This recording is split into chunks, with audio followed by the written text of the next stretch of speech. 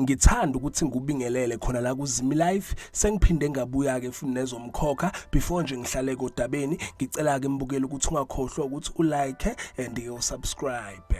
Namhlanje nguphatheleka amathiza omkhokha izinto nje okumele kuyilindele lapha kumkhokha kuloke leli week esikulona. So ngizoqala ke la ngendaba ke thinta uKhulikani naye ke uSiphamandla. So lapha kumathiza ke baveza ukuthi ke amanye amalunga ebandla ke lamaJudiya azojoyina ke uKhulikani ebandleni lakhe elisha azolivula lawo ke amaJudiya. Baphinde baveza ukuthi ke noma Mzobe naye uzobeke sejoyina umhlambi wakhe uKhulikani. Uzojuluka ebemanzi uDifa ebona ke uMamzobe sukuma emshiya eyojoyina ke ibandla likaKhulikani. Isenzo sakhe kuMamzobe sokujoyina ke ibandla likaKhulikani kuzodala ke inkinga eziningi lapha emndenini wakwaGumede. Kuzoba ke nokuxabana phakathi kwakhe uDifa benaye ke uMamzobe. Baphinde baveza ukuthi ke uManzimande uzozama ukulungisa izinto njengomzali, kodwa ekuzoba nzima.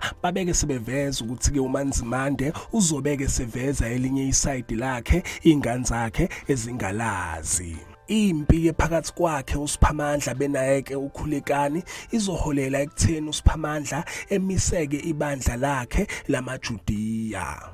Mase kuba uNdlovu baveza ukuthi ke uNdlovu naye uzojoyina ke ibandla lakhe uKhulikani and ke uzotshela ke abafazi bakhe ukuthi ke umkhululwa ngempela uyena ke uKhulikani and abafazi bakhe ke bazobe bengahambisani nalento kazobe yisho and abafazi bakhe ke uNdlovu bazowonishwa nguye ke lapha uManzimande.